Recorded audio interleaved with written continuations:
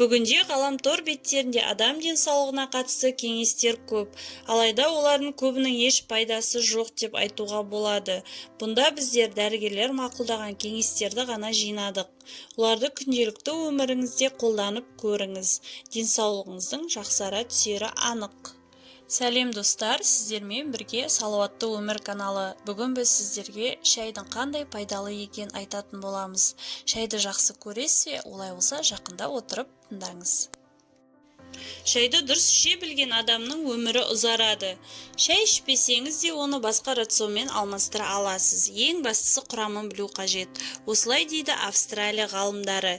Эдит Коуэн университеті ғалымдарының айтуынша, шайдың құрамында адамға ең пайдалы қоспа бұл флавоноидтар екен. Бұндай табиғи қоспа қара шай мен көк шайда көп болатын көрінеді. Алма мен жаңғақта, шоколадта, цитрус жемістер мен басқа жеміс-жидектің құрамында флавоноидтар болғанымен, оның пайдасы дәл шайдікіне жетпейді дейді зерттеу жүргізген ғалымдар. Флавоноидтың пайдасы мынада. Адамның жүрегі мен құрсақ қуысын, адамның белі мен белден төменгі ағзаларын байланыстырып жататын құрсақ қолқасы деген жуан артериялық қан тамыры болады. Жүрек пен құрсақ қуысына оттегі тасиды. Осы жуан тамырда кальций көп жиналып, қан тамырын бітеп, қан жүрек ауруларына әкеледі екен. Содан адам ерте қартаяды, ағзаларына қан жетпей, қоректік заттар бармай қартаю басталады. Халқымыз шайқұмар екені рас. Кез келген отырысты шаймен қарсы алып, шаймен шығарып саламыз. Шай ішу әдетімізге айналған. Оны психологиялық жай-күйді жақсартудан бөлек денсаулыққа тигізер пайдасы да бар. Мәселен, шайдың құрамында эфир майы, алкалоид, ақуыз бен дәрумендер де дубильді заттар болады. Ендеше осы пайдасын толық сіңдіріп ішу үшін не істеуіміз керек, соған тоқталайық. Шайды дұрыстап демдеп ішу керек.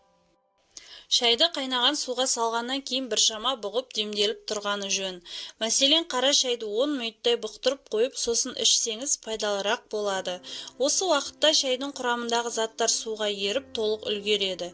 Бірақ демдеу керек екен деп ұзақ қойып қойғанда жөн емес. Ал суып әрі біраз тұрып қалған шайды қайта қайнатып ішу дұрыс емес. Ондай шайдың құрамындағы зиянды заттар көбейіп кетеді.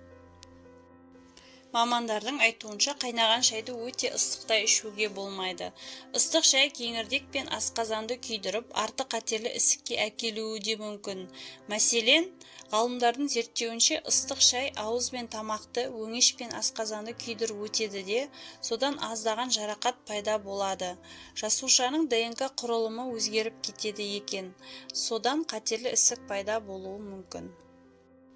Шайды өз мөлшерінде ішкен абзал, көп ішпегенде жақсы. Мәселен, Еуропа ғалымдарының айтуынша адамға күнделікті 2-3 шай ішсе жеткілікті. Осының өзі ұзақ өмір сүруге жетерліктей. Шайдың түрі өте көп, олардың пайдасы да әртүрлі. Шайдың ішінде көк шайдың маңызы өте ерекше, пайдалы заттарға бай болып келеді.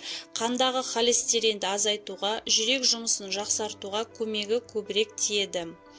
Еттен кейін шай ішпеңіз, бұны қазақ ғалымдары айтып жүр. Ет жеген соң шай ішуге болмайды дейді. Өйткені шайдың құрамындағы танин атты зат еттің құрамындағы ең пайдалы темір элементін асқазанға түскен кезде ерітіп жіберетін көрінеді. Содан еттің түк пайдасы болмай қалады екен. Халқымыз бұрында еттен кейін қымыз ішкен. Ал қымыз тағамды қорытатын нағыз катализатор. Күрделі тағамды тез ыдыратады, ал қазір біз шай ішетін болдық. Еттен кейін бірден шай ішуге болмайды. Өйткені шай құрамындағы кофеин мен танин еттің ең пайдалы элементі темірді ыдыратып жібереді. Шай ішпеу керек деп айтпаймын, ішу керек. Бірақ ет жеген соң 40 минуттан кейін, 1 сағаттан кейін ішкен дұрыс. Оған дейін тағам сіңіп үлгереді дейді тағамтанушы Майгүл Қайнарбаева.